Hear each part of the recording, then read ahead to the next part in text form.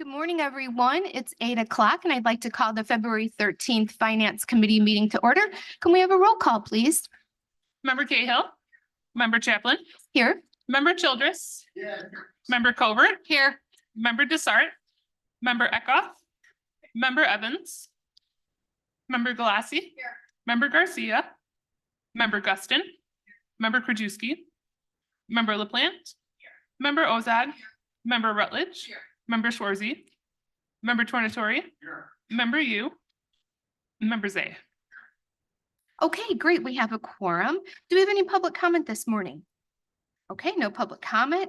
I'm going to move on to approval of the minutes. Can I have a motion for the approval of our Finance Committee meeting minutes from January 23rd, 2024? Motion by Member Guston, second by Member Covert. Any discussion or changes to the minutes? Seeing none, all those in favor? Opposed, the motion carries. We move on to budget transfers. Can I have a motion on 240613, transfer of funds from other professional services to IT equipment in the amount of $12,890 to pay for new film scanners for the recorder? Okay, motion by Member Rutledge, second by Member Galassi. Okay, any discussion? All in favor? Opposed, the motion carries. Can I have a motion on 240615, transfer of funds from per diem stipend and other professional services to temporary salaries in the amount of $21,100 to cover temporary salaries, Treasurer's Office? Motion by Member Rutledge, second by Member Guston. Any discussion? All in favor? Opposed, the motion carries. Can I have a motion on 240617, transfer of funds from regular salaries to benefit payments in the amount of $1,250 to account for accrual of benefit payment expenses for fiscal year 2023? Who made that motion? Motion by Guston, second by Cahill. Any discussion? All those in favor? Opposed, the motion carries. Can I have a motion on 240619, transfer of funds from regular salaries to overtime in the amount of $100 to account for additional overtime needed in a federal portion of senior grants? Motion by Member Zay, second by Member Guston. Any discussion? Okay, Hill, sorry, you to sound the same. Any discussion?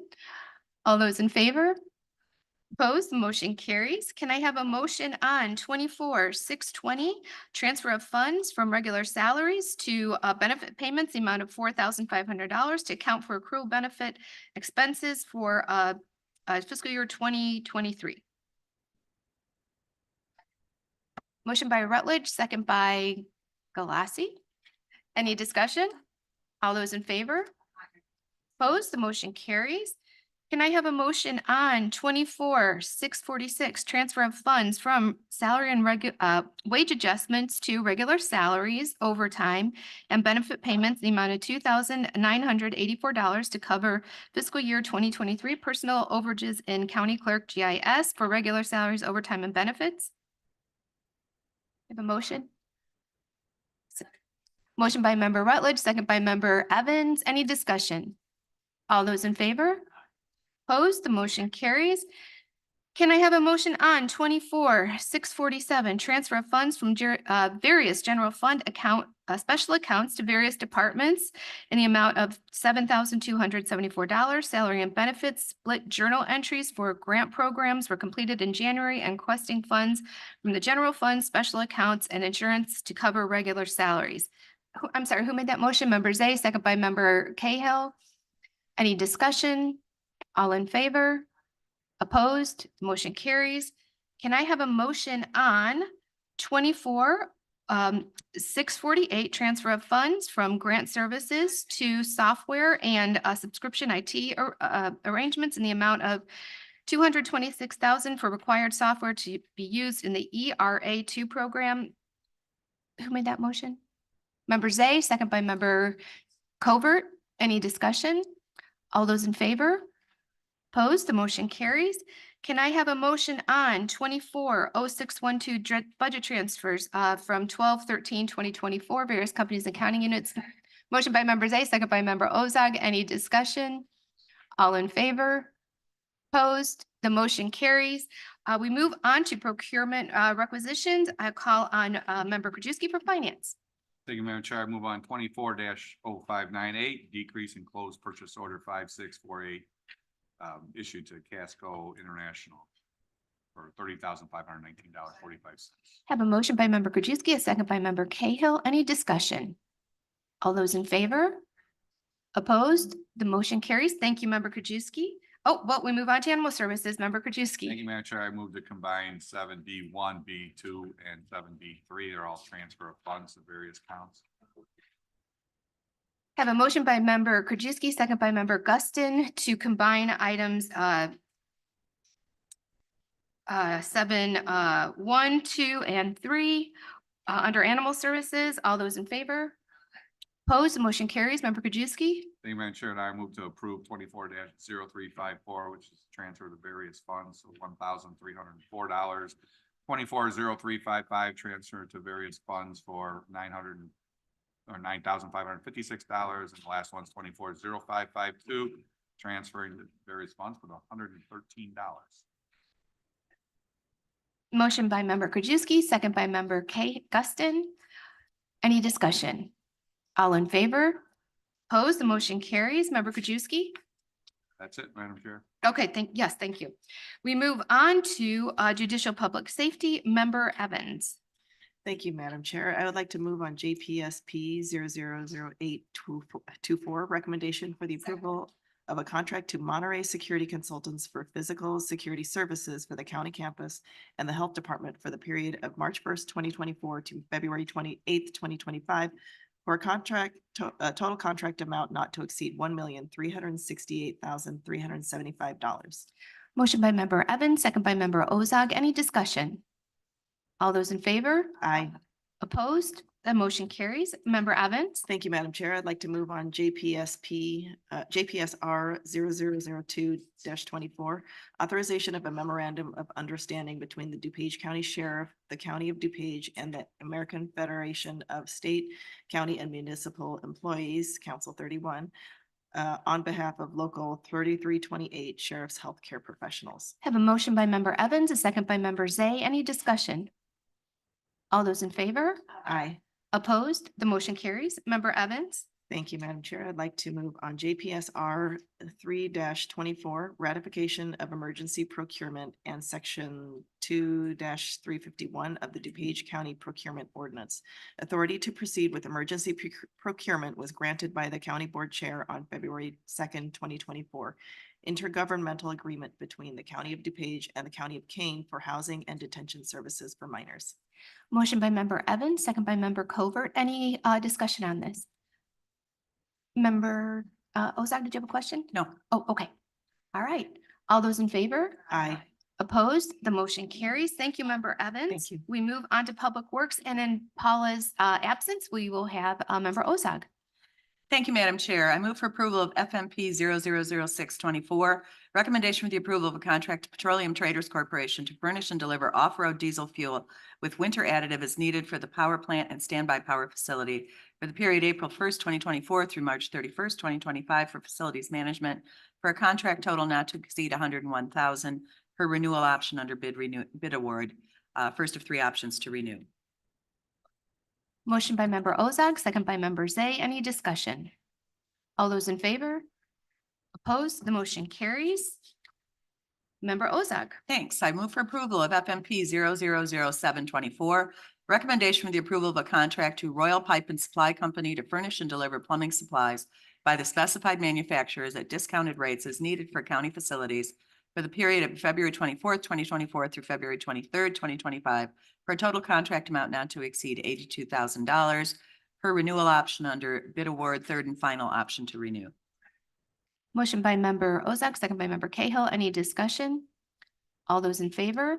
Aye. Opposed? The motion carries. Member Ozog. Thank you. I move for approval of PWP 000124, recommendation for the approval of a contract to Standard Equipment Company to furnish and deliver Vector truck replacement parts for Public Works for the period of February 1st, 2024 to January 31st, 2028 for a total contract amount not to exceed $140,000. not suitable for competitive bids, replacement of parts and service for 2 public work Vector trucks that are used to maintain sewers and hydro excavate areas where there are utility conflicts. Motion by member Ozark, second by member Zay. Any discussion? All those in favor? Aye. Opposed? The motion carries. Member Ozark? Thanks. I move for approval of PWP 000224, recommendation for the approval of a contract to Camira Water Solutions Incorporated to furnish and deliver ferric chloride to the Knollwood wastewater treatment facility for public works for the period April 1st, 2024 to March 31st, 2025 for a total contract amount not to exceed $30,000 per renewal option, first of 3 options to renew. Have a motion by member Ozark, a second by member Zay. Any discussion? All those in favor? Aye. Opposed? The motion carries. Member Ozark? I move for approval of PWP 000324, recommendation for the approval of a contract to Rowell Chemical Corporation to provide sodium hypochlorite to the Woodridge wastewater treatment facility and the Knollwood wastewater treatment facility for public works for the period April 1st, 2024 to March 31st, 2025 for a total contract amount not to exceed $115,000 per renewal option, first of 3 options to renew. Have a motion by member Ozark, second by member Zay. Any discussion? All those in favor? Aye. Opposed? The motion carries. Member Ozark? Thanks. Move for approval of PWP 000424. Recommendation for the approval of a contract to Univar Solutions USA to provide sodium bisulfate to the Woodridge wastewater treatment facility and the Knollwood wastewater treatment facility on an as-needed basis for public works for the period April 1st, 2024 to March 31st, 2025 for a total contract amount not to exceed $45,000 per renewal option, second of 3 options to renew. Motion by member Ozark, second by member Zay. Any discussion? All those in favor? Opposed? The motion carries. Member Ozark? Madam Chair, on this item, I need to move to discharge committee. I move to discharge the Public Works Committee from agenda item 7D7 FIR 003724. Can I call for a vote to discharge? Can I have a second on that? Okay, I have a motion by member Ozark, second by member Zay Sorry. to discharge committee. All in favor? Aye. Opposed? The motion carries. Please proceed, member Ozark. Thank you. I move for approval of FIR 003724, acceptance of the Illinois Department of Commerce and Economic Opportunity Grant Management Initiative installation and or replacement of utilities grant program intergovernmental agreement, $10,200,000 Public Works. Do I have a second? Motion by member Ozark, second by member Rutledge. Any discussion? All in favor? Aye. Opposed? The motion carries. Thank you, member Ozark. I'm not finished. Oh, we have one more? Oh, wait, am I? No, I you're am finished. I'm finished. sorry. I turned the wrong page. I was on a roll. Please don't stop me. You just want to do the stormwater report? I love saying all those chemical You names. just finished the Okay. whole agenda.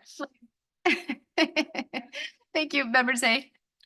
Thank you, Madam Chair. I move on SMP 4-24, recommendation approval of contract issued to Atlas Engineering for on-call land surveying for stormwater management period of February 13th, 2024, November 30th, 2024, amount to not to exceed $50,000. Motion by member Zay, second by member Tornatori. Any discussion? All those in favor? Aye. Opposed? Motion carries. Member Zay. Thank you, Madam Chair, I move on SMP 5-24, approval of contract issued to Graham for professional engineering services for the capital assessment and reserve study analysis associated with stormwater flood control facilities for stormwater management department for the period of February 13th, 2024 to November 30th, 2024. Contract not to exceed $165,000. Motion by member Zay, second by member Guston. Any discussion? All those in favor? Aye. Opposed? The motion carries. Thank you, member Thank you, Madam Zay. Chair. We move on to technology and member use absence, member Eckhoff. I was going to call you member Grant, member Eckhoff.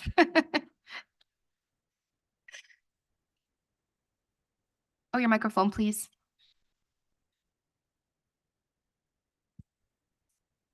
Technology. All right, I'd move approval of TEP 3-24, recommendation for approval of contract purchase order to Karashoff Technology Corporation for the procurement of a work of audit management software for the period March 1, 2024 through February 28, 2025 for a contract total not to exceed $42,437.99. Have a motion by member Eckhoff, second by member Rutledge. Any discussion? All those in favor? Opposed? The motion carries. Member Eckhoff? Thank you, Madam Chair. I'd move approval of TEP 4-24.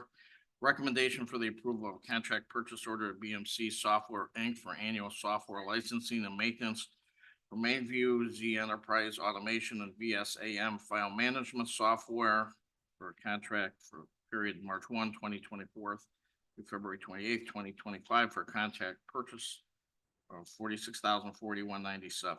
Motion by member Eckhoff, second by member Guston, and member Zay, go ahead, please. Thank you, Madam Chair. What is this? I mean, I tried to look, I don't know what BMC is. Can anybody explain what this is? Because it really doesn't explain it at all in the purchase order. Do we have anybody from IT? You should drive. It's really still cold out. Okay. It's for the mainframe? Okay, okay, well, he can tell me between. Okay, great. Isn't this just a contract to get us over the hump while, until we merge everything? We're trying to get over through the mainframe by the end of the year, but that's not gonna work, so we need a few extra months. Okay, thank you. He can correct me when he gets here. All right, thank you. All in favor? Aye. Opposed? The motion carries. Member Ozog, you may proceed again. Thank you, Madam Chair. I move for approval of DTP 00524, recommendation for the approval of a contract to Old Republic Title Company for professional title insurance services as needed for the Division of Transportation for the period of February 29th, 2024 through February 28th, 2026, for a contract total amount not to exceed $50,000 per lowest responsible Have a bid. motion by member Ozog, second by member Zay. Any discussion? All in favor? Aye. Opposed? The motion carries. Member Ozog? Thank you. I move for approval of DTP 00624, recommendation for the approval of a contract to 72 Hour LLC, doing business as National Auto Fleet Group, to furnish and deliver one Ford Transit cargo van for the Division of Transportation for the period of February 14th, 2024 through November 30th, 2024, for a contract total not to exceed $65,492.53. Contract pursuant to the Intergovernmental Cooperation Act. Motion by member Ozog, second by member Zay. Any discussion? All those in favor? Aye. Opposed? The motion carries. Member Ozog? Thanks. I move for approval of DTP 00724, recommendation for the approval of a contract to 72 Hour LLC, doing business as National Auto Fleet Group, to furnish and deliver 5 Ford Broncos for the Division of Transportation for the period of February 14th, 2024 through November 30th, 2024, for a contract total not to exceed $163,683.10. Contract pursuant to the Intergovernmental Cooperation Act. Motion by member Ozog, second by member Zay. Any discussion? All those in favor? Aye. Opposed? The motion carries. Member Ozog? And finally, I move for approval of DTP 00824, recommendation for the approval of a contract to Alltech Industries to furnish and deliver one new bucket truck for the Division of Transportation for the period of February 14th, 2024 through November 30th, 2024, for a contract total not to exceed $211,750, contract pursuant to Intergovernmental Cooperation Act. Motion by member Ozog, second by member Tonatory. Any discussion? All those in favor? Aye. Opposed? The motion carries. Thank you, member Ozog. Thank you. We move on to finance resolutions. Member Krajewski. Thank you, Madam Chair. I move to combine items 8A, B, and C, all additional appropriations. Have a motion by member Krajewski, second by member Guston, to combine items A, B, and C. All those in favor? Aye. Opposed? Motion carries. Please proceed, member Krajewski. Thank you, Madam Chair. I move on FIR 0026-24, additional appropriation for the ILD-CFS Children's Advocacy Center grant in the amount of going from $312,185 to $328,278.11, increase of $16,093.11. And FIR 0029-24, it's an additional appropriation for the Animal Services Fund in the amount of $2,396. And last, FIR 0030-24, additional appropriation for the PRMS Operation Fund in the amount of $654,851. Have a motion by member Krajewski, second by member LaPlante. Any discussion on any of these? Okay, all those in favor? Aye. Opposed? Motion carries. Member Krajewski. Thank you. Move to combine 8D and E, both acceptance and appropriation resolutions. Which ones are we combining? 8D and E. D and E? additional Appropriation. Okay, I have a motion by member Krajewski, second by member Guston, to combine items D and E. All in favor? Aye. Opposed? Motion carries. Please proceed, member Krajewski. Thank you, Madam Chair. I move on FIR 0024-24, acceptance appropriation of the energy efficient Conservation Block Grant, $449,660, and FIR 0027-24 Acceptance Appropriation Community Project Funding Environmental Review Records Grant for $19,000. Do I have a second? Second by member Guston. All in favor? Aye. Opposed? The motion carries. Member Krajewski? Thanks, Madam Chair. I move on FIR 0025-24, resolution to approve the agencies under the Local Food Pantry Infrastructure Investment Program, ARPA item. Motion by member Krajewski, second by member Schwarzy. Yes, we have discussion and I know member Schwarzy, did you want to? Yeah, I'd like to start this conversation out. Thank you. And- So I would ask the board for support on this item, which is allocation for the local food pantry infrastructure investment program. You may remember, or at least those of you that were on the board in 2022, I mean, this conversation started a long time ago when we initially decided to put the $5 million for food, pantry food. There was really good discussion on the realization that, hey, you know, once the food is gone, it's gone. What can we do in the long term? And we came up with advocating for $1 million to this capital grant program for these food pantries. So as you know, we allocated funds to this program in August of 23 as part of our $5 million investment from the American Rescue Plan Act to support our food insecurity. We will be providing nearly $1 million to support 16 food pantries across the county. The largest allocations will be the purchase of 9 new vehicles, including refrigerated trucks, transport vans, and box trucks. Agencies will also use these funds to purchase 16 new coolers, freezers, and refrigerators, plus numerous new containers, shelving units, and storage equipment. The program also provides for IT investments, which will include computers, equipment, and software system upgrades. These investments are vital to protect our neediest residents and ensuring that they have access to fresh food, and these funds will strengthen our food distribution network for decades to come. So, you know, part of, well, let me read a couple things. I wanted to share, you know, Milton Township Food Pantry asked for a trunk, our good friend over there in Milton. I want to read what he wrote. With the additional space and equipment we obtained nearly a year ago, we have been able to increase our retail pickups, items ordered through the Northern Illinois Food Bank, and donations received. It has become apparent that the need throughout our community continues to increase on a regular basis. For example, from January 1st, 2022 to December 31st, 2022, we served 3,825 individuals and almost 1,100 households. As of Thursday, December 14th, 2023, we have served 8,460 residents. So more than double, or 2,561 households. We currently own a 2003 Chevy pickup truck, non-refrigerated, with over 203,000 miles that was donated to us 2 years ago by Clark Mosquito. The smaller size of the vehicle requires that we sometimes make 2 trips in order to pick up from our retail partners, eliminate pallets or retail establishments with a dock, and limits the distance of the locations we can pick up from because it's not refrigerated. The purchase of a larger 14-foot box truck that is outfitted with refrigerated and dock capabilities would allow us to increase the number and distance of retail pickups, which will allow us to increase our offerings. Our future goals include the ability to deliver food to those clients who are homebound, offer mobile pantry events, and not only share use of our vehicle, but assist other agencies and organizations in their efforts to provide food security to those in need. The positive impact, benefits, and future possibilities such a vehicle would offer are enormous. I want to read one more, please. Thank you for your patience. This was the part of the application from the Glen Ellen Food Pantry.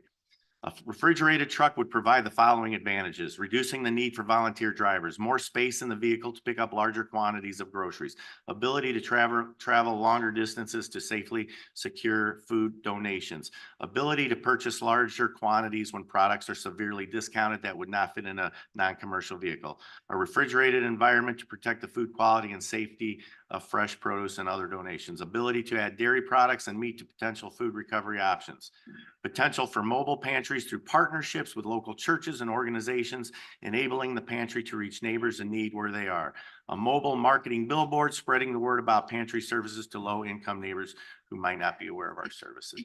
Those are just a couple of the applications that we received for asking this. So we're asking these funds to allow our food pantries to be more self-sufficient.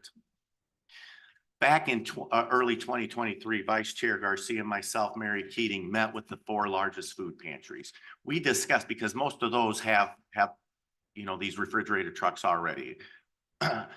We asked about the ability to share these, and they were more than willing, but the logistics of how big the county is, when different food pantries deliver their meals, the independence of the food pantries themselves, they like their independence.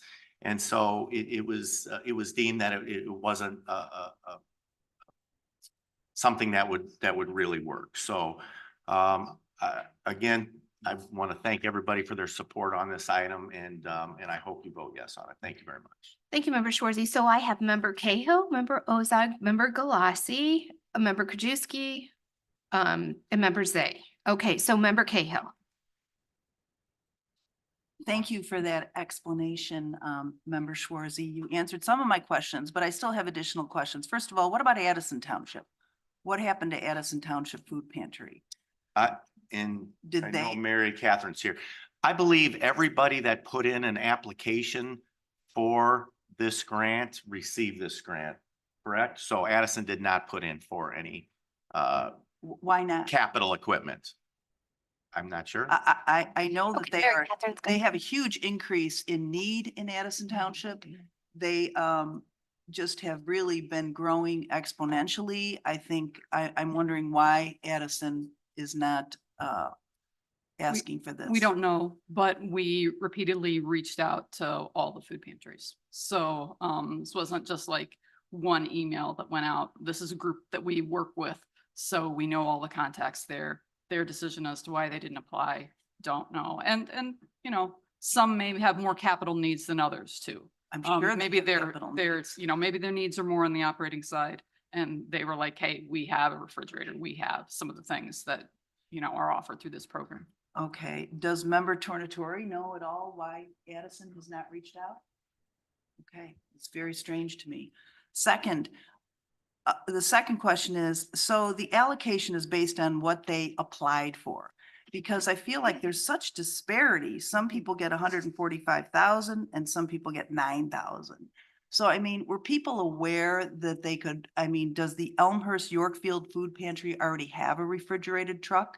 Did they not need one? Because again, they have reached out to me. They have tremendous need there and are growing like crazy. They didn't apply. Everybody who applied ended up getting awarded. There was a little bit of follow-up, but You mean they didn't apply for, they just applied for what they thought, like they applied for a Right. cooler and freezer, but maybe they didn't know that they could get a refrigerated truck worth 121,000. Maybe they didn't know that that was even available. we sent out the information about the program, what was going to be allowed with the program in advance. So I think that it was also pretty clear from the board resolution that we had here that we were allowing large capital for this process. So they knew. Yeah. They knew that they could have They gotten a knew. refrigerated truck and they Yeah. didn't apply for one. I don't know. I would like to follow up with that before this is final, because I feel like some of that maybe the communication was not completely there for some of the items. So I completely supporting infrastructure investment program for the food pantries. Absolutely. My concern is Addison, and my concern is the disparity among the different food pantries.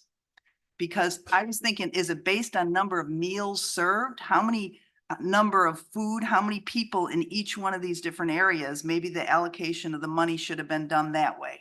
I think it's a complex situation where, one of the members asked us, well, how many people are served on this? And when we talk about it from a staff perspective, we were like, hey, this is partly intended for the small pantries. The really large pantries, they have donations, they have big operations, they already have trucks. But what we expected to get back, which I think is partly what we saw, was some of the smaller pantries that didn't have capacity before that were trying to build capacity. So I don't know that looking at the size is always the right way to look at it. We were But you're trying to not help small specifically partners clear and what businesses. Elmhurst Yorkfield Pantry has. So we don't know how many meals they are serving and how many people they have and how much need they specifically have. We actually have that information. It's one of the things that Okay. we were looking at beforehand. It was part of the application process. Okay. So it is one of the things that we did look at. Okay. I'd like to see that if Sure. possible. Thank you. Thank you, Member Cahill. Member Ozog? Thank you, Madam Chair. I've been a long time sponsored donor of the Glen House Food Pantry in my own town. I know the board of directors, I know the executive director, and I know the great work they do. And they've just recently rebuilt a house where they are actually in a whole new facility. So they're doing great work. So I know a lot about that group, but I don't know a lot about other groups here. Just to throw out an example, Lyle Food Pantry, 90,000 for the truck, freezer, 108,000. And my biggest question here, and this applies to everybody, of course, but what about accountability? How do we follow the money as this is being awarded? Is there reporting? What exactly is going on for what we are dispersing here? Well, my first answer is when we set up the program, which the board approved, this is a reimbursement program. So Okay. nobody is getting any money unless Upfront. they provide all their receipts to us. Perfect. One thing that I guess I apologize to the board from, we actually have a write-up on all of these programs, and I can see in hindsight that would have been super helpful for everybody to see these. I think we've been doing programs like this for a long time, and I actually think this program set is like some of the best applications that we've gotten in the last 4 years that I've worked here. People really spent time, explained their situation, explained that, hey, we didn't have refrigerated trucks, or we're dealing with perishable goods that can't go into people's cars, or we were using volunteers before. All those explanations are actually in here. So that's one thing that I would say in terms of accountability. And then second, for all the pantries that we've worked with on some of the other programs, we gave out $1.5 million to the food pantries. They have to report to us on an ongoing basis throughout ARPA. Well, people served in various metrics. So we use the OpenGov program to track what this group is doing. So that's And that's I can something that use we look at. OpenGov now too. So, Right. and so Yes. from one Mary Catherine to another, all I needed to hear was reimbursement. Thank you. Okay. Yeah, Thanks a lot. Thank you, Mary Catherine. Member Galassi? Thank you, Madam Chair. My question is, obviously, the largest expense on every line or in every category is the refrigerated truck. And I am curious as to why the most expensive one is 121,000 and the least expensive one is 79,000. Like, why aren't they about all the same cost? They submitted actual purchase orders for us for different types of trucks. And some of those trucks maybe had they're different sizes, or they have different loading capacities often on the truck. So, but we have that information for you. You can see the purchase order for any truck. But for something, I'm just curious if that, the delta is about $40,000. So is that worth it? Like, could we just say, if you want a refrigerated truck, let's go with the $79,000 one? All is in terms of capacity. So a bigger group that's going to be doing more capacity needs a bigger truck. I know we had one proposal. It might be, I think, one of the ones that Member Schwarzy read. They're actually talking about doing distributions to individuals right off of the truck to use it like a mobile pantry. So in that case, I would assume you want a bigger truck. Thank you, Member Galassi. Member Krajewski? Thank you, Madam Chair. Well, just to pick on Member Cahill's discussion. I don't think Addison was aware we were getting refrigerator trucks, that they would take one if they could. If we're buying them for people. But this goes back longer than 2022. You know, this whole discussion started when I was working with the Downers Grove Fish Food Pantry, and they were having issues with deliveries from the Northern Illinois Food Bank. So I asked staff to look into it, and the message I got back from Cheryl that came from staff was they probably filled the form out wrong. Well, I took it upon myself to call Northern Illinois Food Bank and identified some of the issues. And then Member Chaplin and myself had a meeting here with staff and a number of local food pantries. And we found out that there was a huge issue going on for 8 months, unbeknownst to us, with logistics, with lack of food, with lack of money. And so we got the board together, and with the ARPA money, one of the main things with ARPA was supposed to be food insecurity. We allocated $5 million. The first was initially to the Illinois Food Bank to buy at a discount because they have such good buying power, wholesale, and bringing fresh products. That was to stop all these little township and food pantries from going to buy it at retail or getting spoiled food. The other issue we had was the logistics of delivering stuff. Sounds like we put in, although you said they were small, Loaves and Fishes and People's Resources are two of the largest ones, aren't they, in DuPage? Because I know you said these are all for small ones, but we got two of the largest ones in here. And honestly, we have a lot of ones that are just food pantries just popping up. It sounds like everybody put an application in, got whatever they wanted. So They were all eligible. So We did review. If I'm doing 20 meals a week and I just asked for a refrigerator truck, we got one. Honestly, all I got was approving dollar amounts. And now I asked last night, I got the at least specifics, but I have no idea how often, I was trying to ask this morning, how often are they using a refrigerator truck? What are they doing currently now? I mean, I can't imagine every single one of these people needing a refrigerator truck. What were they doing before? And honestly, we're trying to make things as efficient in this county as how we can deliver it and get it to the most people. But we have food pantries popping up everywhere, doing a little bit here and a little bit there and just throwing money at it. Not sure is the right answer. I'd rather see a plan, and maybe this has been done. I don't know, but I haven't got anything. I don't feel confident voting on something without knowing what did they do before. Somebody said Bensonville's may have broke down. Addison Township is, when they were in here testifying, they give a lot of the stuff to the Bensonville Food Pantry because they don't have enough. So should Addison be the one having the refrigerator truck? If they're helping support the local food pantries as a government entity, maybe they're the ones that should have it. They can help Wooddale since they're already giving Wooddale some of the food based on what they testified here. I just don't know on all these. I haven't seen any of the backup. I'd feel much more confident knowing there's a plan and trying to make it efficient.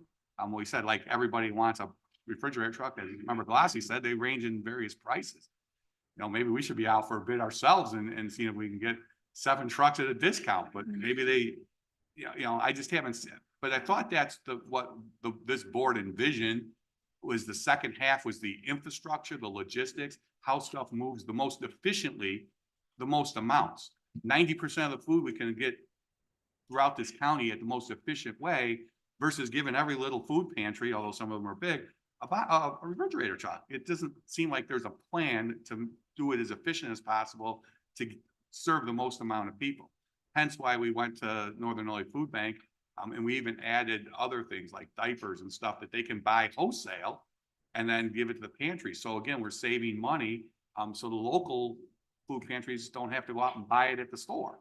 And so we save money there, but it seems like the infrastructure plan was supposed to be a more comprehensive, efficient plan on how to help and do it the most. I mean, maybe we can help 10 more food pantries with these 7 refrigerator trucks instead of each one gets their own to use when they want. I don't know because I haven't seen anything besides this.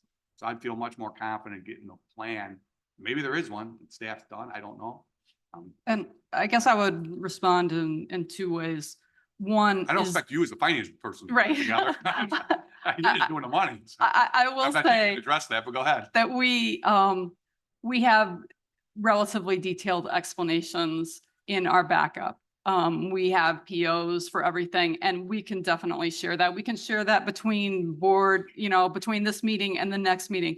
It's detailed I though, understand and the takes time small going one, I through. would like to see it, but your backup is just that the cost of the truck that they went and found a truck for 121,000. Here's the Right. actual And I would say Doesn't tell me about a that, comprehensive plan. I feel confident from the backup that this money will increase the capacity and serve more people at the local level. for the individual pantry. Are you But that doesn't confident that address this- Are you confident that this will be the most efficient way to deliver throughout all of DuPage? part two. I'm not confident that this may be the most efficient way to serve everyone in DuPage, Hence but, why I can't vote for it, yeah. Okay, thank you, Member Krajewski. So I have Member Zay, Member Schwarzy, Member Guston, and Member Galassi, and Member Evans. So, Member Zay? Thank you, Madam Chair. Mhm. You know, I don't think anybody doesn't want to spend this money to help the people. I just think we didn't get enough back up on this. I mean, we got something today at our desk. I know a lot of us had questions on it. You know, I really think something like this should have gone through Health and Human Services, so it could have been gone through the committee, and there could have been more discussion at that point. I mean, I have no doubt that these people do great things and need it, but our two examples, I mean, that Member Schwarzy had told us came from Milton Township and Glen House. They're both in the same area. I mean, I mean, it was basically the same thing. They talked about almost the same people, same groups that they help. So I just think a little more information is needed. We just want to make sure this money is not getting wasted, that it's getting to the people that need it the most. And again, I thought this was for some of the smaller, you know, food pantries and some of the larger ones. I mean, West Suburban Community Pantry just says truck, freezer, pallet jack. I mean, it doesn't break it down at all. I mean, I'm sure they need it, but I think just a little more detail on this, I think would make everybody, you know, a little more, you know, easier on voting for it. Again, we want to know somebody's getting a refrigerated truck and they help, you know, 180 people a week. I mean, that's important, but is it, you know, for the dollars and cents, does it make sense for us to do that? So I just think a little more discussion is needed on this. I have no doubt that these people did their homework and I mean, they're excited about getting this stuff, but again, I just think a little more background and how many people these people are, you know, helping every week or every month would be something we could get possibly. Thank you. Thank you, Member Zay. Member Schwarzy? Can I go last? Oh, sure. Thank you. Okay. I just didn't want to, you had your hand up, so. Uh, okay, Member Guston. Thank you very much. I totally support the food pantries and the efforts that we're trying to do here. I will say that in my Q&A, I did ask for a list, and thank you, Catherine, for giving that to me. In the list of how many people are serviced and what grant money they're asking for, Bensonville, Wooddale, you know, they serve about 21,000 people. Downers Grove is asking for 50,000. They serve about 7,000 people. Elmhurst is asking for $25,000. They serve 60,000 people. So there's quite a discrepancy or disparity in the amount of people that are being serviced and then the amount of money that's being. The Glen House Food Pantry is asking for $91,000 approximately. They serve 5,810 people. So again, it is about serving the people. It is about getting them proper, good, edible food. And it is important, but I agree with Member Krajewski and Zay and Galassi. And we really need to have a plan. We really need to have a plan to make sure that this money gets to where it needs to go to. We may need to allocate more money at some point, but if we're going to do this, we need to do it right to be able to serve the members in the community that are in need the most. I thought when we talked about the whole freezing the food because the food will stay longer if it's frozen versus, you know, not. I thought it was not a truck. I didn't realize that. I thought it was freezers for the building and coolers for the building to be able to keep that produce and all of that stuff fresh. So caught me off guard because trucks are much more expensive and they require a lot of maintenance and the gas isn't cheap. But we know we have to get things from point A to point B. The other idea might be, as Chair and I talked, and you talked about an intergovernmental agreement. Maybe there's some agreement that all of these food pantries can have. It may not be a government agreement because they're not government, but some other kind of agreement between all of the food pantries that we have here. So those are my comments. Thank you. Thank you, Member Guston. I have Member Galassi. Sorry to go back to the food trucks. Thank you, Madam It's Chair. And okay. I thought of this as Member Krajewski was speaking. When you have the PO for the backup for the costs of the food trucks, I guess my concern is I would feel more comfortable, like Member Krajewski mentioned, if it's $700,000 approximately that we're putting in the hands of the food pantries. And I would feel more comfortable if that was in our hands. Like if we went to bid for 7 food trucks and potentially, made sure that we were getting did we get in the backup, did it have a number of different bids for each food truck or just one bid? I'll have to check on that. I think just one bid. See, Yeah. that's my concern is what, we don't know what what the diligence was behind $700,000. And I would feel more comfortable with that large number. I'm not saying, of course, I support the food pantries, but I think it is our responsibility as a board to be fiscally responsible with that $700,000 and making sure we're getting the best pricing on 7 food trucks for these pantries. Yeah, I would say, I understand that. I work closely with procurement and understand the value of, group pricing on an item like that. I also, one of the things we're going to talk about at the end of this meeting is our capitalization policy. And when I see us purchasing the truck, there are other costs that go along with that. Are we going to really be the entity that's going to take on that responsibility, right? We're the owners of the truck. Then where are we going to go from there? So Then I guess insurance, if- ownership. I appreciate Yeah. your expertise in that, but I guess then I would just ask, I would feel more comfortable if we saw that they did their due diligence to get, at least 3 bids for each. I mean, that's a lot. These are large numbers to just see one purchase order and not know what the bidding process was. Okay. Thank you, Member Galassi. I have Member Evans. Thank you, Madam Chair. First, I have a question and then I'll have a couple comments. So my question is, for this bidding process, I echo a lot of concern about. So let's say one of the pantries is going to bid on a truck. Are we checking their procurement process? They can't just make phone calls and say, look, I got 3 bids. Do they have to put out a formal RFP or they're not RFP, but formal bid? Do we check that part of the process too? They'll have to follow their own process. So if it's township, they would follow their own process. We could have written competitive bidding process into the resolution, but we didn't. So, if that's something that's a concern, it's a legitimate concern. So. Okay, yeah, because I'm not sure if everyone that received that was asking for a truck has a formal bidding process. I just don't know. So that was the question that I had. Yeah, and I would say that nothing has happened yet. So I think we would be okay to ask before we do any reimbursements. We have through, the expenses have to be accrued by the end of May. We could require, hey, we want to see 3 bids before you proceed. Okay. And we also could back up that May date a little bit if that was a concern for the board. Okay. I imagine that they would be amenable to that. We do a lot of procurement here, so we could definitely guide them if they're small entity and need assistance with it on strategic sourcing.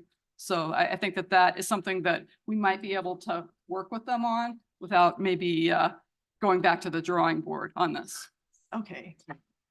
Thank you for that. And then, so my feeling about this is that it's not ideal to distribute money, to all these different pantries because it's not centralized. It's not very organized. It's not a comprehensive plan to make sure that everybody in the county gets what they need. However, this is ARPA money we're talking about, and there's a time limit for when this money needs to be spent and rules on spending it. So this is probably the best that we could come up with. And so I appreciate everyone in finance, all the work you've put into it. It really was an awful lot of work. And I think maybe a lot of us didn't know how much work went into it and how much thought went into it. And I don't think we went through and inventoried every single pantry to see what they had versus what they need. But everybody had an opportunity to put in their application. I would like to, follow up with maybe some of the other pantries and ask them why they didn't, why they didn't submit, because we did leave some money on the table, right? Yes. So I just want to applaud everybody, but this is a great effort. I think it's pretty good for what, given the rules that we are given for how to spend this money. We're not in the business, the county is not in the business of logistics or distribution or refrigeration or food for that matter, but we are in the business of helping people. So we rely on these public and private partnerships. I will be supporting this, but I do understand everybody's need for more information. So Thank you, Member Evans. So I have Member Rutledge, Member Tornatori, Member Ozog. So Member Rutledge. Thank you, Chair, and thank you, Lucy. I agree. I hear the questions about how many are they serving? How big of a truck do they really need? And I don't think as a board, we are in a position to second guess the business models of those people. Maybe they're not serving a lot of people, but that truck will allow them to double their capacity. Or the freezers will allow them to bring in more food. I'm sure they all have business plans on how they need to move forward and what the funds are that they need to do that. And as a part of that too, I want to give a shout out to Mary Catherine. Oh my God, for 4 years, she has been watching every penny of ARPA dollars. And I'm confident in her process that, the people that submitted, they gave us what they needed, and those that could have but did not were aware of the process. So Member Evans, I'll be supporting this as well, because the faster we get this out to the people, the more food we can get in their hands. And I think analysis paralysis is a thing. Thank you, Member Rutledge. I have Member Tornatori, Member Ozog, Member LaPlante. So Member Tornatori, go ahead, please. Thank you, Madam Chair. First, I want to thank Member Schwarzy and staff for putting this together. One of my favorite sayings is never let the perfect get in the way of the good. And there's a lot of good here, because I still have a lot of questions, and I'm not second guessing our staff, because I know that Mary Catherine and everyone are watching their money like my grandmother used to when they owned a butcher shop with my grandfather. But I will say this, I did send a text to both Bloomingdale and Addison Township supervisors, and the response from both of them, they don't have anything regarding this program. They never received anything. Now, again, I'm not subscribing to the validity of what I got. I'm just telling you what I got. Okay. And I hear what you're saying.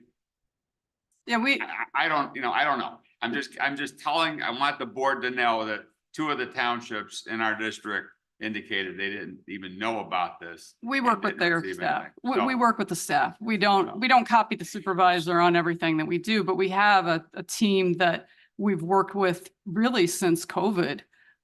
So these are people that have gotten money. Addison is, all of these places got money from our earlier rounds. Yes. So we have good contacts for these, and we can provide those. I will tell you this, we never received anything from the county. We checked all staff emails. I don't see York on the list.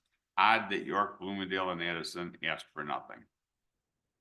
And so We can provide it. I'm just giving you Yeah. information. That's fine. And thank you for what you do. Yeah. Thanks, Okay. Madam Chair. Thank you, Member Tornatori. Member Ozog. Thank you, Madam Chair.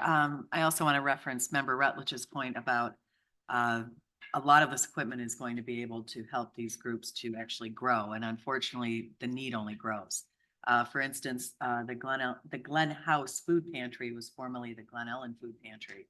They've recently rebranded themselves. And as I said, they are now in a new facility, which is going to allow them to really expand their program. So I can definitely speak for their plans to grow. And again, the need does not go away. So I'll be supporting this. Thank you. Okay, thank you, Member Ozog. I have Member LaPlante, Member Krajewski, Member Tornatori again, and then Member Zay. Thank you, Madam Chair. I would just like to reiterate thanks to Mary Catherine and the Finance Department for going over this with a fine tooth comb. Member Tornatori does raise some good points that I think we will obviously be following up with and looking into. I want to stress that ARPA funds, one of the most obvious designations for ARPA funds has been food insecurity. So that's exactly what we're doing here. This seems to me like a good fit in terms of need and funding. and a lot of good work that has gone into this. I will be supporting it completely. I worked and volunteered and brought my children along with me for the Glen House Food Pantry when they were building the new facility. I taught them a new chamber music piece during COVID. We filmed it. We did it online as a fundraiser. Let me tell you, that's not easy to get 4 kids to all play together and not hit each other with their bows, but we did it. This is how much we believe in this, and the community is very, very much behind this. So I'm proud to support this with my community, with my colleagues on the board. I've been hearing a lot from different townships about the need for this and a lot of reach out. And this is wonderful work that we are doing here collectively as a board and with our staff. So I'm proud to support this wonderful initiative and a really fantastic use of ARPA funds. This is what it's here for. This is how we recover from COVID. This is how we help people get back on their feet. The need is real. And how lucky are we that we are able to contribute to the solution to this really terrible problem. Thank you so much. Thank you, Member LaPlante. So I have Member Krajewski, Member Tornatori, Member Zay, then Member Ozog. Yeah, thank you, Madam Chair. I know some of these organizations may be able to double their capacity, these small ones here with a truck or triple, whatever. But honestly, we could do 110,000 probably to some other food pantry that can quadruple or even do 10 times more. And as I referenced earlier, Addison has been providing Bensonville with a lot of food. I also had called Supervisor Roboletti prior to this meeting, but he got back to me again that he didn't know. And again, a couple of weeks ago, I asked staff to talk to a community about a firm if they were still doing work there. I was told they were. And then I called the head person and they said, no, they're gone. Well, we may have reached out to a staff person. We should be copying York, John Valley, the supervisor, Dennis Roboletti, or John Dabrowski, the supervisor, at least on the emails. Even it went to a staff member who may not be there now. I don't know. Maybe we did reach out to some staff, as we said, but we should be going to the head person at either the township or the executive director should at least be copied on email to know these programs exist. Again, it sounds like maybe that something was sent to a staff person, but I think somehow we should be communicating, and that's part of the problem, is we probably didn't communicate to executive directors, supervisors of townships about the program, or we'd have had a lot more. We have money on the table. I'm guessing if we would do that, if we'd send that thing out to all the places we did, but send it to the supervisors and the executive directors, we wouldn't have any money left on the table. And we'd have to be making a decision on which ones provide us with the most support in the county because of how efficient they would be delivering the services. So I'm guessing if we sent this out now to every executive director and every supervisor of townships that have them, we would wind up with a list 5 times the size. And then we'd be sitting there with staff looking at which ones would be the best to utilize to be able to deliver the most services. Thank you. Thank you, Member Krajewski. So I have Member Tornatori, Member Zay, Member Ozog. So Member Tornatori. Thank you, Madam Chair. I agree, we're not in the business of logistics, but I think I counted 7 food trucks here. If you want, I'll go get a quote for 7 food trucks somewhere. I don't know that it's that difficult to find out if we could get some type of a discount on it. So while I don't think we're in logistics, I think when it's money that we have been given and have to allocate, it's important for us to get the best deal. I want to support this.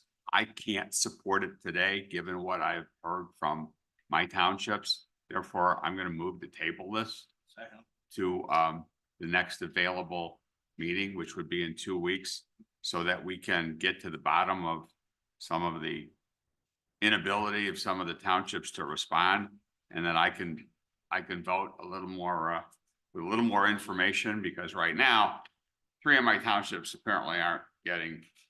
2 of them say they didn't get anything, and 3 of them aren't getting what they think they should have gotten, or 2 of them aren't getting anything. So I couldn't possibly support this the way it's been structured right now. So I'm going to move to table because I do want to support this, but I can't support it today. Okay.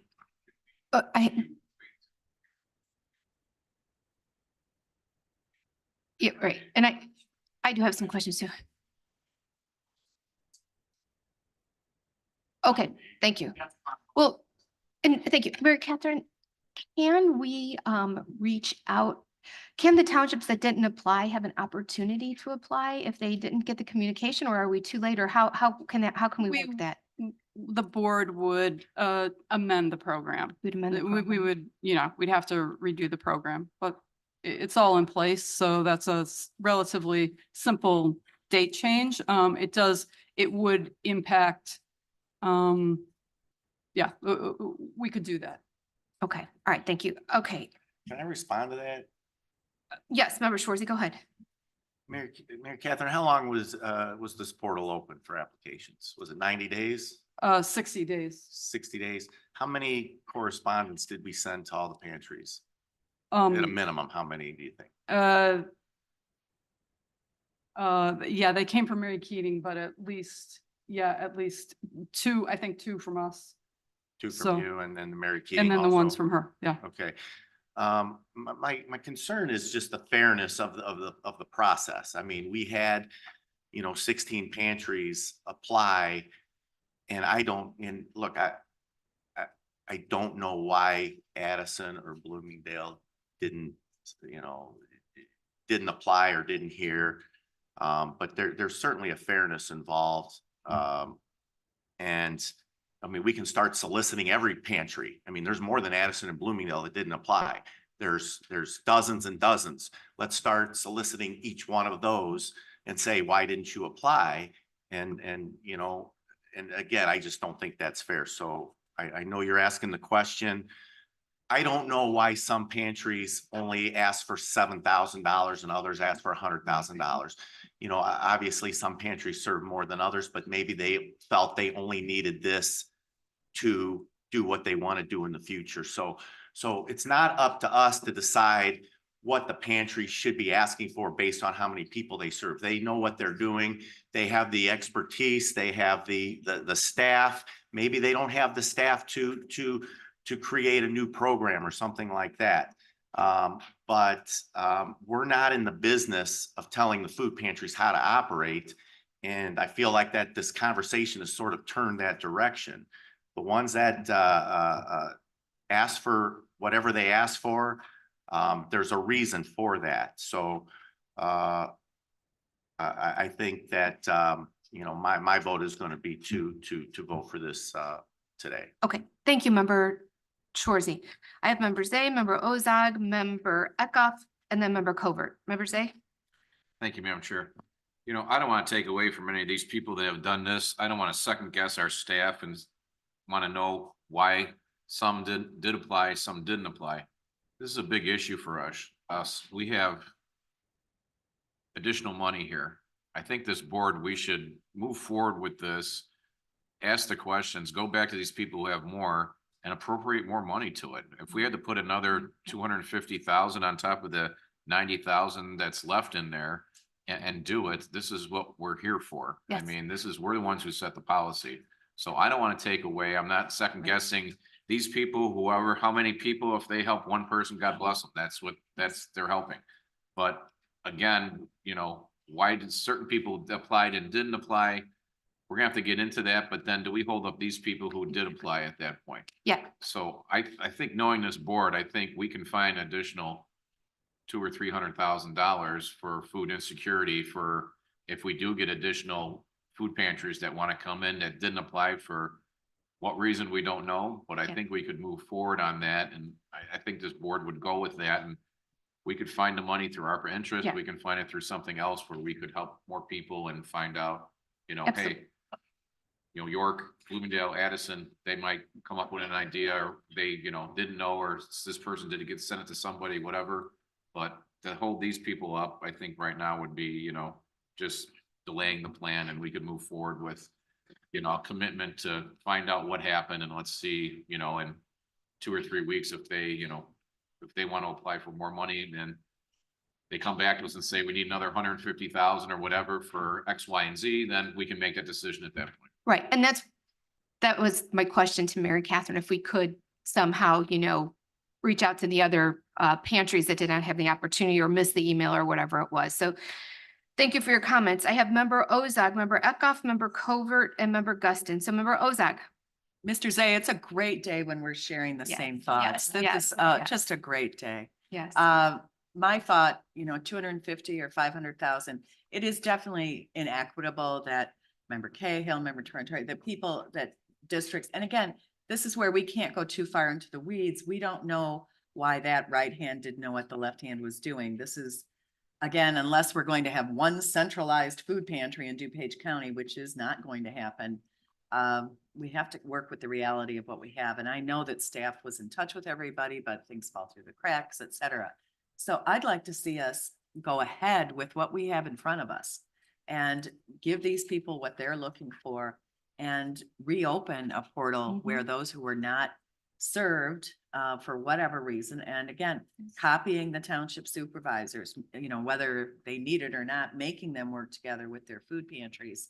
And again, I'm sure every township is different in terms of what the supervisor knows about the food pantry or vice versa, et cetera. So make that opportunity available and allocate $250,000 or $500,000 because while that may take away from our our $5 million cap, the point here of the infrastructure is that these are ongoing purchases where these will be used for, God willing, at least 10, 12 years and will allow the distribution of the food to happen, which was the main intent in the first place.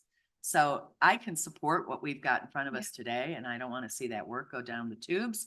But I think we really do need to allocate more money because it is not fair. It's not equitable that an entire district appears to have been left out of it for whatever reason. And again, this is government. It's sometimes messy. We don't know what the right hand or the left hand is doing. So that would be what I'd like to see happen here today. Thank you, Member Ozog. Okay, hold on, let me get my list so y'all know who's next. I have Member Covert, Member Guston, Member Tornatore, Member Rutledge, and Member Galassi, and Member Cahill. Thank you, Madam Chair. Oh, and Member Eckhoff, I thought I scratched your name. Oh, no, I wrote your name right here. Member Eckhoff, you're next. You're next, Member Eckhoff, you go ahead. All right, I just you had mentioned that there's some type of deadline to spend the money. Yeah, they have to, everything has to be to us by, May 30th. Right. So, and I would say in response to this discussion that we're in the last year of getting the money out. Yep. And so on the staff side, it takes a while to manage the contracts, to check the reimbursements, to go through this entire process. So we are eager on the staff side to run the program, get the money out and spend it. So we really know where we are by the end of July with this program. Yeah, but if you're gonna reopen it so that other people can apply who didn't apply yet, you're gonna have to go through that. Yeah, with I mean, them. if we have just a couple, that's We've different than dealing with the bigger group. Katrina does a lot of work with me on this. What I'm and saying so- is you've already done it with the people on this list. You'd have to do it with 2 or 3 more. You're gonna have to do it regardless of whether or not we reopen it or delay it today. Yeah, staff would prefer to proceed with the bigger group first and then handle the stragglers afterwards. Right, so I guess my concern is there seem to be a lot of questions from a lot of people. And that we've got 3 more months and I don't understand why you'd be spending $910,000 without getting those questions answered so that you make sure you're spending it in the most efficient manner. And it can come back in 2 weeks. It can go through committee next week if that would help to educate more people about this and give them a chance to respond. It just 2 more weeks or 4 more weeks is not, I don't think, the end of the world. So I would support a motion to table. Thank you, Member Eckhoff. Member Covert? Thank you, Madam Chair. I just wanted to go back. I want to agree with Member Schwarzy. He made some excellent points. Every pantry has different needs and they know what their needs are. Many pantries reach out to us when they do have needs, and there are pantries that received ARPA funds last year, the year before, but not this year. And they're receiving it for the first time this year. So, so that's, but the issue is that it is a time sensitive manner and there are needs, immediate needs that need to be fulfilled. And I think it's fair to move forward with this and then look at the rest of the ARPA funds and obviously give an opportunity to the others, but usually pantries do, it's impossible to reach out to every single pantry. I don't know who was reached out to, but we do try our best. And I know that our staff and everybody works really hard. with that. So I will be supporting this. I will not be supporting a table motion. I just feel there is an immediate need for this. Thank you. Thank you, Member Covert. Member Guston? Thank you, Madam Chair. When does all of our ARPA money have to be spent? Is it 2025? It has to be encumbered by the end of 2024, and it has to be spent by the end of 2026. So we're trying to make sure. as- 2024 is when we have to make sure that we have all our ducks lined up, Yes. everything in line. And then as it goes through, you've got till 2026 to either reimburse or whatever you're going to be doing on that. Right, So it's end of 2024. So at the Right. end of this year, we got to know where we're spending that money and how we're spending that money. yeah, and, Okay, and we great. are really trying to get as much as possible spent by the end of 2024, so there's nothing outstanding, especially on a program like this where, you know, the expenditures might come in a little bit different than right now. We looked at the purchase orders and we said, okay, here's, you know, $90,000 for your truck. Well, we actually have to have everything done, the reimbursements back, to make sure that we wouldn't leave the difference between maybe they bought it for $80,000, that we don't leave that $10,000 on the table. And to that point, that's why I'm wondering if we can pull out the refrigerated trucks and do a group bid on that type of thing, because whatever isn't spent can be given to other food pantries that would need it. So that way, if you've got them all in a cluster, all in a group, and they're all being bid, then you know exactly what that cost is gonna be, and then how much we have left over. So I'm wondering if we can pull the refrigerated trucks out, ask to get a group bid done on that one. If it's an idea for this board. The other is, there are some food pantries that don't have the freezer trucks. Okay, now I got the accounting guy coming. You He's know, gonna go, I don't wanna do it. you know, and I agree. Actually, I'm thinking about these food trucks and, we've seen in DOT and other departments, the delay in getting vehicles. So these may not even come to fruition. So what we can do is the best, give them the money right now, try to get them to get these bids out, give them the go ahead. And if they get the trucks, that's great. And if they don't, I don't know what happens with that money. Would they send it, we get it back or reimburse? They don't get it. But we until- reimburse them, so yeah, right, we so- reimburse So we they don't reimburse them. get So it I think, anyway. so right, so I think, Mhm. you know, I don't even know what the supply chain is gonna be with these refrigerated trucks, honestly, because like we've said, we've seen in DOT and the sheriff, you know, 2 years delay on some of these. Well, and the things, other so- point is, if you do a group buy, are you gonna get those faster than if you But do? I don't think we can do a group buy because then we have to pay for the insurance. We would own the trucks. We don't want the liability on that. That was a good thought. It was a good thought, but we can't logistically do I'm it. just trying to save money so we can give it to other. Absolutely, organizations, absolutely. so- It's been, and we've had really, I think, some very good conversation here. But you know, throwing out ideas is, you know, I mean, I think it's a great idea if we could collectively buy them, but we don't want to own them and have the maintenance No, on no, them. no. I'm So, not saying that at all. ever. Yeah. I'm just kind of thinking if we're gonna get a group of them and get it done, we can get some numbers and know what we're looking at. But I hear what you're saying, so it's Yeah. gonna be what it's gonna be. yeah, Member Tornatori, did you have another question? Yes, one question before I get to my point. Was there a cap on any of these requests? No. As long as the total request didn't exceed $1 million, that was the only cap essentially? Yes, Okay, I think Mr. Zay's 50 years on the board is shown by his ability to come up with what I think is a good alternative. Yeah, yeah. My concern though is that how much money do we have? If we were gonna open the portal up, I don't want to limit it to 250 if we get $500,000 of legitimate requests. Right. When we've given $108,000 to Lyle. Right. And somebody wants whatever. So what do we have? What's left in the pot so that we're not leaving anybody out there I- who may um, not have? I'm gonna answer and then I'm gonna let Nick correct don't me blame if I'm you. wrong, Down it. but my Nick quick take. answer is that everything right now is pretty much obligated, let's say budgeted for the program. So that was one of the things that we did with the surplus at the end of the year. We budgeted ARPA out. With that said, there's still some money in ARPA interest.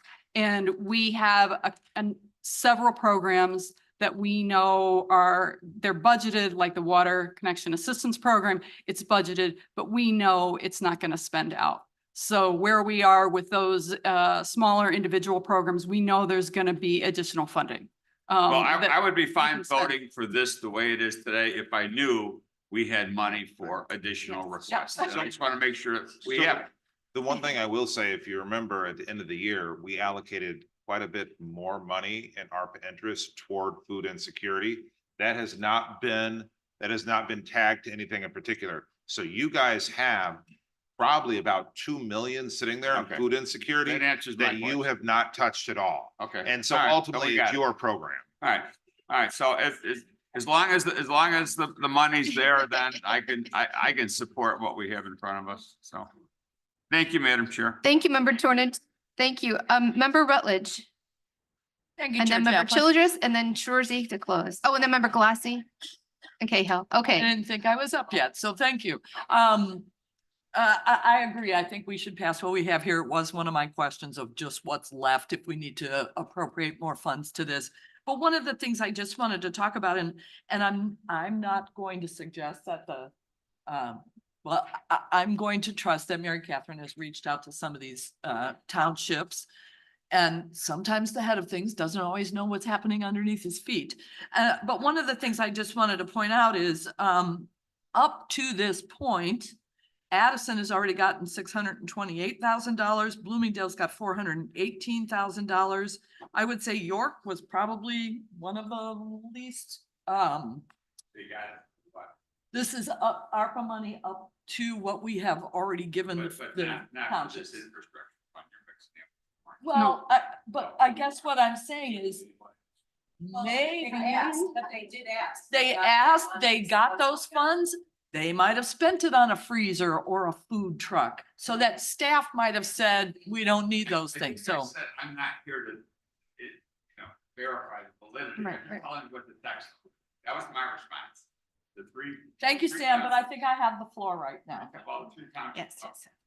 I guess my point is, if we have that money, then Mary Catherine should reach out to the couple of townships. I don't know if I want to open up the portal again, because there is a time factor to this. So I'm happy to have that conversation with Addison, York, and Bloomingdale. But again, I'm going to support approving this today because those townships have received a pretty good amount of money already. So thank you. Okay, Member Childress. Thank you, Member Rutledge. Member Childress? Yes. Again, I do support that, but to speak to Member Cahill and speak to Member Tornatori, this affects our district in a big way. And in my mind, I want to make sure before I vote that we are comfortable with the fact that our district will have that opportunity to go back in and apply. That's the comfort level. I think whether it's a food truck, a freezer truck, whatever, I'm not versed enough to make decisions on that. But what we are here to do is to advocate for our district. And the districts that got left out appear to be in our district. Okay, the townships that got left out appear to be in our district for whatever reason. Now, again, we're not gonna question whether the text is true or not true. The head didn't know what the foot was doing, whatever the analogy is. At the end of the day, for me, this decision will affect the constituents of our communities, not whether this one gets a food truck or that one. We just want to make sure that we have the opportunity to go back to our township supervisor, say, hey, for whatever reason, you didn't get into the mix. Yes. And we're gonna afford you the opportunity to get in the mix. And if they choose not to at that point, that's okay. Right. You know, but we want to make sure, and I think I speak for Cindy and for Sam, we want to make sure that we have the opportunity to go back in our district, talk to the proper people, make sure that all of the information has been given. And if they say, we're good, we don't need it, that's fine. And if they say, no, we want to open this up, we need to look, reevaluate and see if we can use those funds, then I think we're good there too. Thank you. Thank you, Member Childress. I have Member Galassi, Member Cahill, and Member Tornatore. So Member Galassi, and then Member Krajewski, then we're closing the conversation. Thank you, and I'll be brief. Mary Catherine, you mentioned that you could add to the process that you would require 3 bids for a food truck. Can we just have that on record that that will be added? Thank you. Thank you, Member Galassi. Member Cahill. Yes, thank you, Madam Chair, and thank you, Mary Catherine, for your great work. I just want to say that I will support this today only if we will definitely open up and allow the districts that did not, the food pantries that did not apply. I think it was a communication thing. I don't know why, but I feel like if I had gone to, or Sam or I or Michael had gone to those food pantries in District 1 and spoke to them, they would apply. I think there was some communication problem. But in any event, we have $2 million left in ARPA for food insecurity. And if we open that up and we have the timing available, I will support it so that the other districts, and I just want to add too that Elmhurst serves 60,000 people. I would like to communicate with them also to make sure that they don't need a refrigerated truck too, because I'm not sure everyone knew what was specifically available. I know it was on a list, but it takes more communication than that. So thank you. That's it. Thank you, Member Cahill. Member Tornatore. I agree with Member Childress. I agree with what's been said. I just want, again, to be sure that we're just not going to go back and talk to them and have the conversation. I think we need, Nick, can we do an amendment to this resolution which will authorize additional funds? Because not that I don't trust anybody, I just want to make sure that our T's are crossed and our I's are dotted, that people who either didn't know because they dropped the ball or they didn't get it, whatever the reason, have an opportunity. And we have the money to give it to them. May I, Yeah, in absolutely. hearing a lot of good conversation, I think from where we're at, the recommendation from what I'm hearing is if these are approved today, I wouldn't necessarily open up the portal again. We can reach directly out to every single food pantry who did not submit, one-on-one. I mean, you as a board have that ability. I mean, we've already dealt with all the ones you have on a list. So whoever didn't submit, we'll reach out. Let's get their capital needs and we'll see where we sit. You do have 2 million sitting there. Let's see what their wants are. And we might have to make a decision at that point, but don't even open up the portal. We'll ask them for direct submission to us and we will bring it back. You have 2 million out there. Not all of that can be used for that, but let's see where we sit. We'll reach out to whatever food pantry has not submitted, get it, bring it back. And then I would say maybe through one of the committees, maybe through your committee, we can bring it back and analyze it at that point. Furthermore, I would say you have 7 vehicles that are all part of this.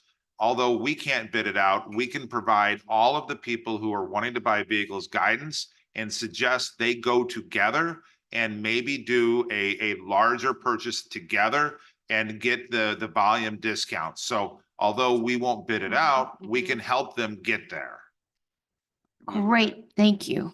You okay? Yes. Okay, thank you, Member Tornatore. Member Krajewski, Member Ozog, then Member Schwarzy to close, and then I'm gonna have some If you guys comments and did we're when the done. communication, because I know that's a big issue, just let me know how many executive directors of every food pantry and township supervisors were at least either emailed or CC'd on an email, the exact number of those, and then I would reach out to them.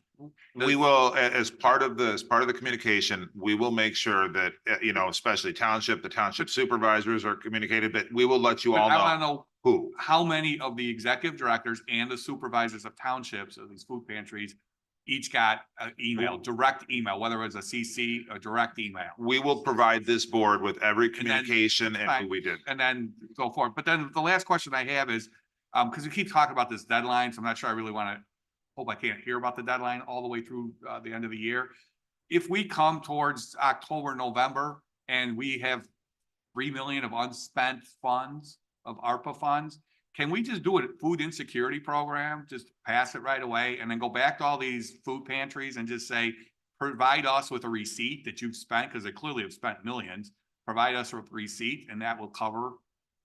The difference is, and I'll tell you right now, it's not the clearest out there, but the rules are, it must be allocated specifically to a purpose. That's what I like a just said. specific expenditure. We get I'm not into sure, October. I'm not sure if you say Food. food insecurity. Well, food, I okay, don't let's know. just say Is that- let's just say for food, we're gonna put in $3 million for food.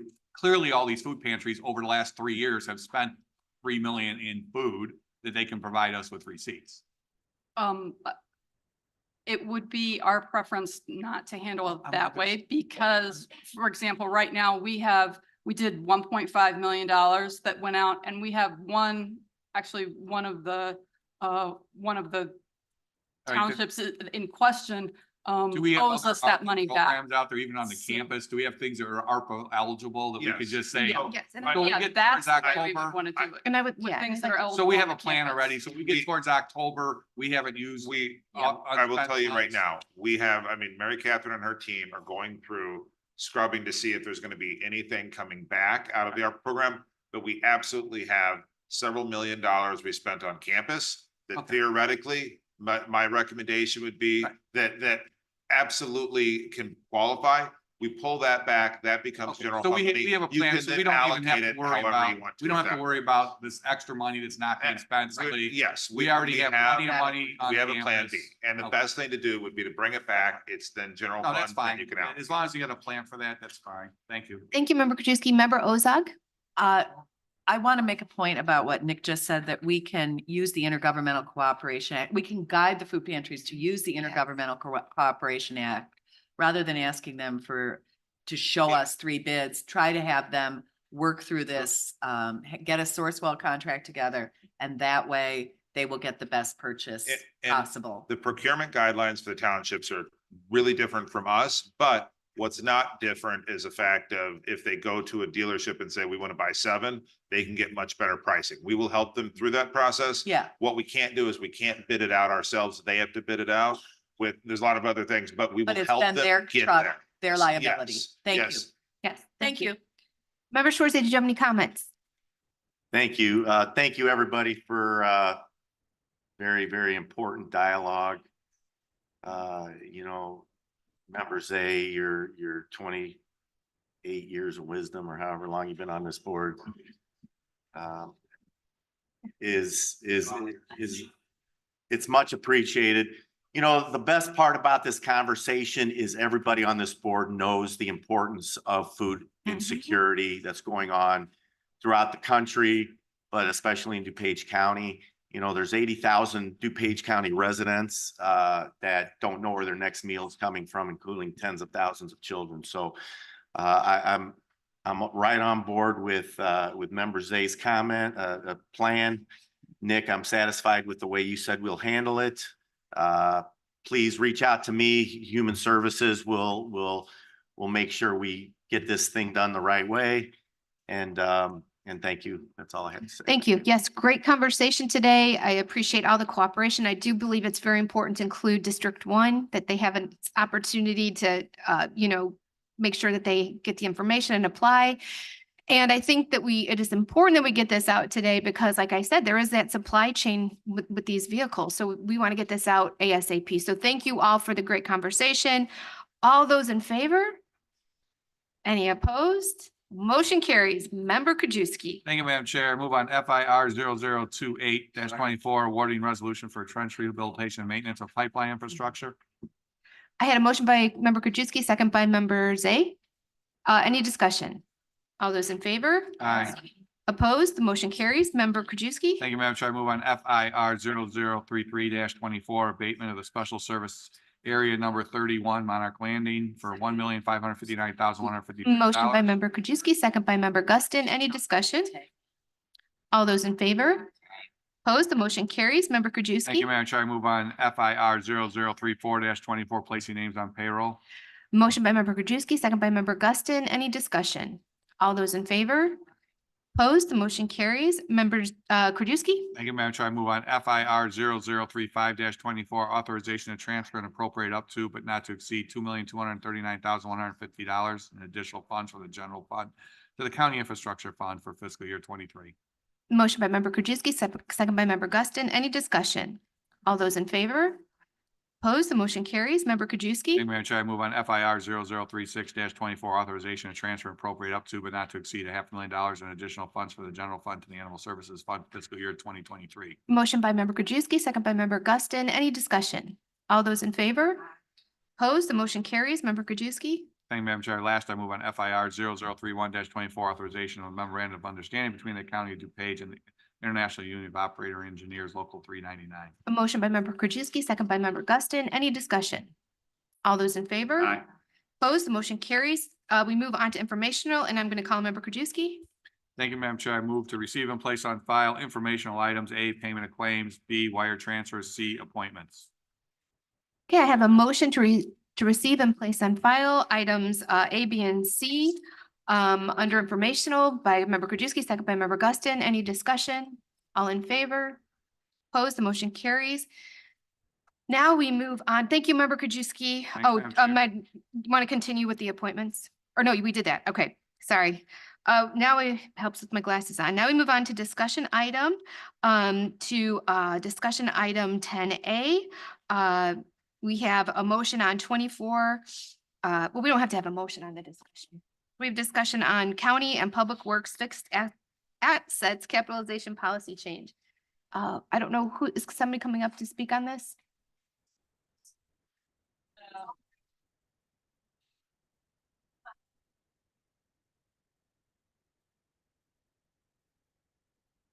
Good morning again.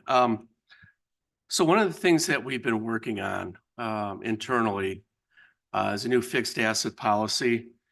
We've talked about this quite a while. We've gone through quite a bit of internal discussion on how to get everybody on one policy. And what this really does is annually we go through an accumulation of all of our capital assets. We then put it in a database and we depreciate that accordingly. And that is in all of our general governmental funds and our one enterprise fund. So for quite a while, we were very low. We've always been very low, $5,000 to capitalize or put into our fixed asset database is quite low. We feel that getting all of our departments on one policy with a sweet spot, if you will, of $30,000 is kind of industry standard. And it cuts back on, I'll call it some of the minutia of gathering all of these small items and then tracking them and depreciating them each year.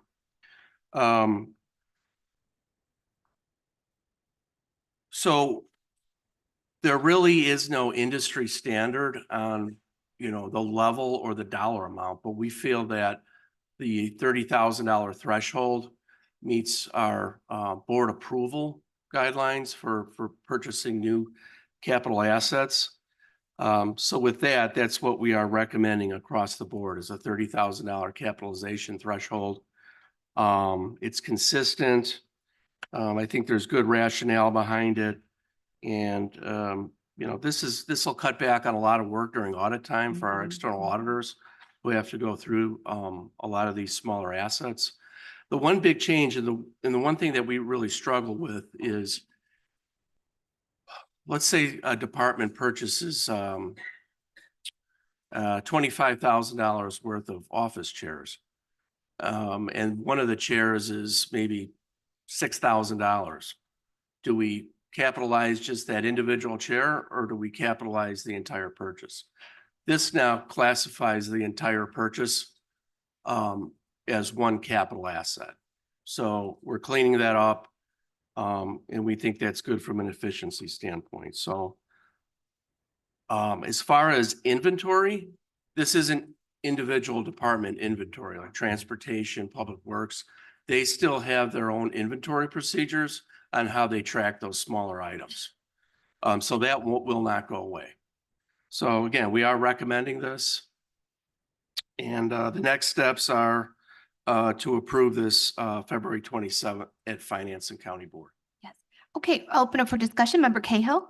Yes, thank you, Madam Chair, and thank you, Jeff. I totally support this. I think this is a great idea.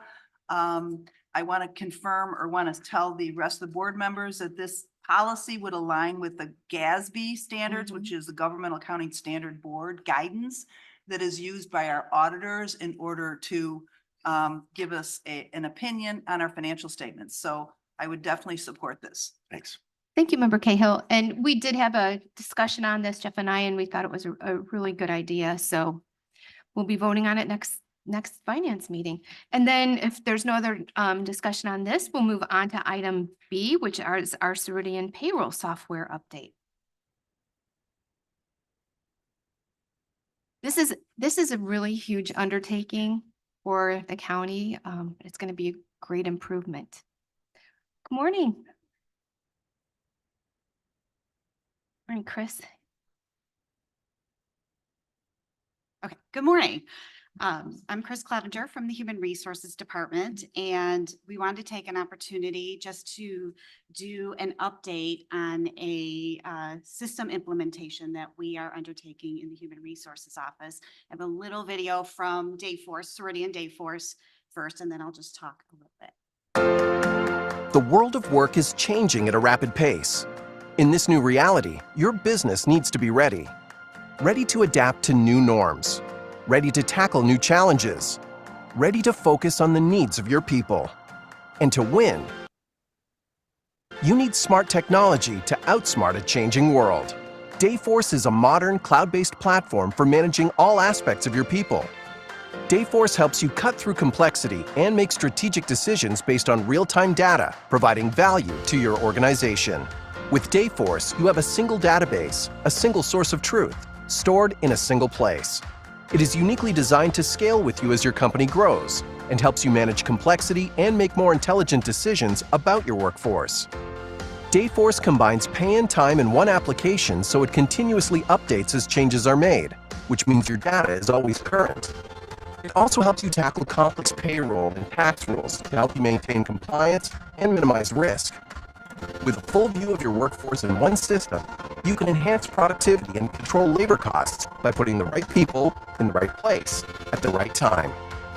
You can harness data to strategically hire for the skills you need most, make better compensation decisions to reduce flight risk in your top performers, and track employee performance to keep your employees engaged and work culture strong. And with Dayforce, you can reach your people wherever they are with modern technology that's fast and easy to use. Empower your employees with access to their own information, including payroll, work schedules, and benefits. Rethink payroll for the modern workforce by giving your people access to their earned wages whenever they need it, while maintaining your existing payroll processes. This makes for happier, less stressed, and more productive employees, which gives them more reasons to stay with you. Dayforce lets you manage every aspect of your workforce, so you are ready for a changing world. Dayforce. Intelligence at work. Nice little promo that they offered. So we have been just a little update since we haven't had a chance to stand in front of you and talk a little bit about this project. So we had our kickoff start in August of 2023.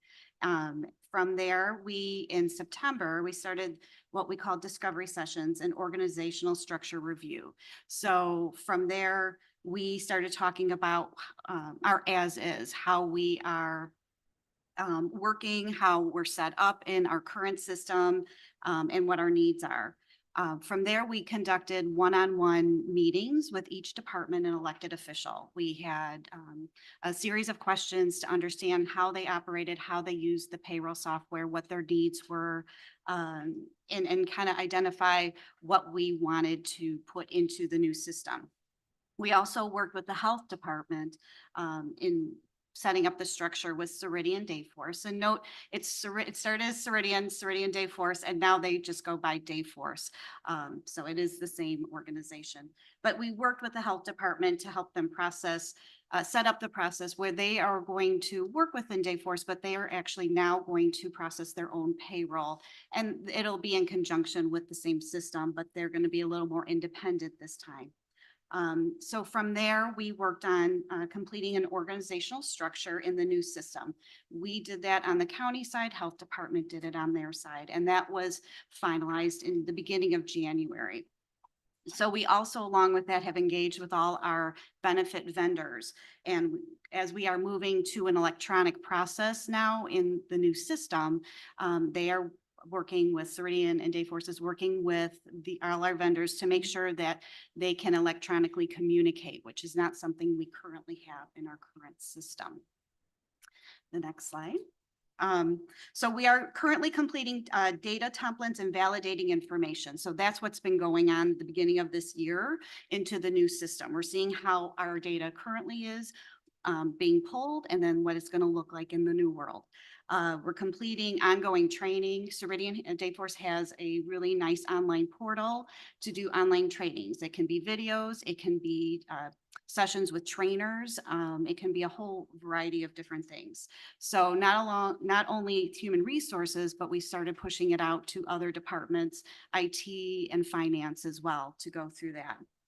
We are in the process of ordering time clocks.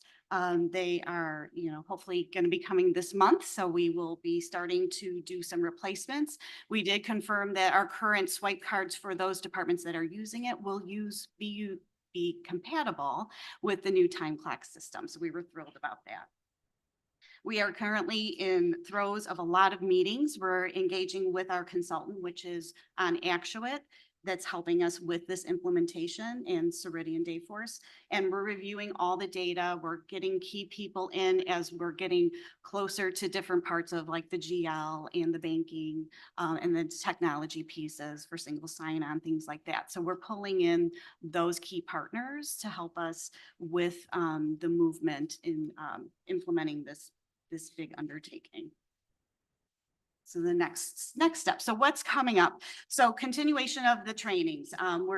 They have a whole task list for us, and as we move along with those trainings, and we'll start pushing out. We actually have a meeting to talk about how we're going to roll this out to the county and employees and start getting that message out. We're preparing for the testing phase. That's coming up next month. That's when we have a lot of key people throughout the county coming in and looking at the system, doing testing. Does it work? Are we getting the outcome we need? What about our reporting requirements? Those types of things. So that's where we are going. It's going to be a lot. So, but we look forward to seeing what that's going to look like. And then we are going to continue to engage with departments and offices of resources and needs. So we make sure that we have all the pieces together as we roll out. Next slide. So here is just to summarize like a milestone phase that we have our consultant put this together for us. And so to kind of recap what we've done, we started with the discovery phase where we find out what our system is, what our processes is, how our org structure is set up here at the county. And we did that piece. And then the initiate was starting to pull the data and also do, the data transferring, the setup, the structure of the new system and how it fits within Dayforce. Modeling is where we're putting all the pieces, making sure we have that. So we are kind of finalizing and validating information in the system. Then we're moving to refine, which is where we do the testing piece. We make sure we have all the information we need in the system, and we're testing it to see what works, what doesn't, what we need to reconfigure at this time. The experience, this will go through August 15th. Our go live is July 1st with the first paycheck identified as July 12th in Dayforce. But that experience piece is on Actuate and Ceridian partnering with us. We'll be running dual payrolls from both systems to make sure everything looks right, that we are spot on and where we need to be. So, so that is a period of time. It's not just a one and done. It is a big undertaking. And when we did this back in 2014, 2015, we did the same thing. So it's very familiar to us. It's the timeline and the model look similar to what we've had before.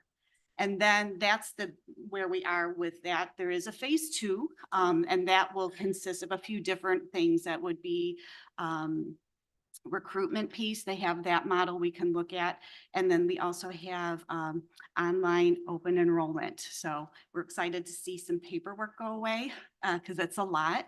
And some other features such as wallet and goals and things like that we can look at and determine what we want to implement at that time. So that would be the second half of the year. Great. So thank you, Chris. Do we have any questions? Okay, I have Member Guston and Member Evans. Member Guston? Very exciting, very. The more that we can put into an IT world, the easier it's going to be for everyone, I think. I did look on their website too. They talk about lowering cost structure by increasing automated future. What cost savings do we think we're going to see in this? Maybe time or dollars? A lot of efficiencies. I'd say we are going to move to workflows within the system, and that we don't have. So right now, when we make a change, it's a payroll change form, and it's actually a physical form that we're processing through, and a lot of paperwork is still flowing through at this time. So Manually. So that alone, as well as when we have someone that comes on board, say a new hire, we enter them into the payroll system, and then we enter them into each benefit vendor's portal. You know, like I said, they're going to communicate now, so that will be an efficiency too. So those are some of probably the biggest things that And jump out. what's the cost of this software? Do you remember? That Approximate. 4 million. Okay. Mhm. Love the fact on the recruiting for phase 2. That'll Yes. be good. Along with the online enrollment, because that's a lot of paperwork. So Yeah. great job. Thank you. Thank you. Thank you, Member Guston. Member Evans? Okay, that's working. Thank you, Madam Chair, and thank you for this. I don't think anybody on the board realizes that we are still using Excel spreadsheets for timesheets currently, right? I graduated from college in 1995, and at that time, the company that I was working for switched to an online timesheet system. We whined about it because it was changed, but that was back in 1995. And when I came to work here at the county in 2014, I was shocked to see that we were still filling out Excel spreadsheets for our timesheets, and there were many mistakes made. We always had to be very careful to check our paychecks to see if we got the vacation that we were allotted and if we got, the personal days and everything, because sometimes there were transcription errors.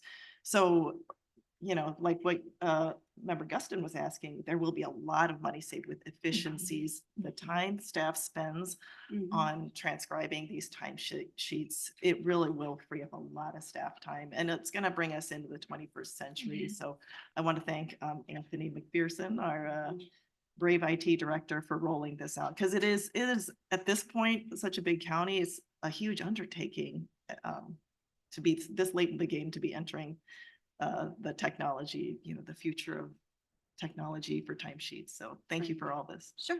Yeah, it's so important, and I'm so glad that this board has recognized the importance of giving our staff the tools that they need to make their jobs easier, make them a little more efficient.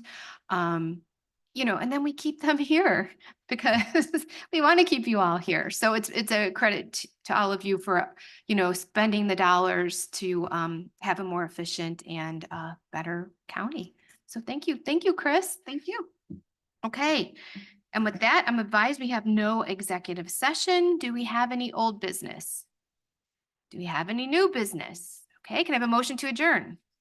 Motion by Member Cahill, second by Member Guston. All in favor? Any opposed? Okay,